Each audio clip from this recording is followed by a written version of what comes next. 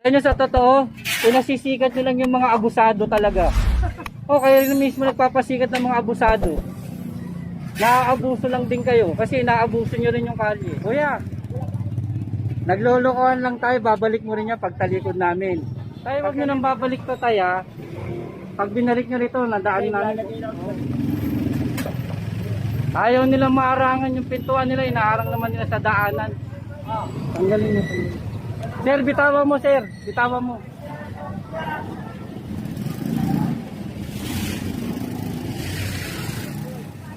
Dapat hindi nila ginaganyan. Nay, baka pwede, wag na tayong umabot dito ha.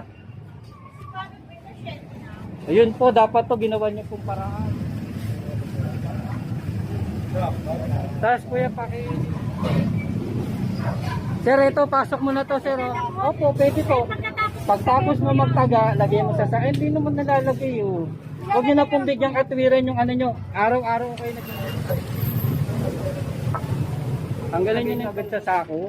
Opo, nag-iisa lang po naman kasi. Oh, hindi katwiran yung kuya. Ito, pati yan. Oh. Okay naman po naman. Gawan yung paraan para sa inyo to eh. Paulit-ulit lang tayo. Na naman kayo. Oh, sino niloloko nyo? Kayo. Pagkaintindihan nyo ganyan, walang pagbabago. Oh. Kasi pare-parehas na kayong katwiran eh. Alam po, hindi po kaya ang katawan. Kaya yung pag ginusto.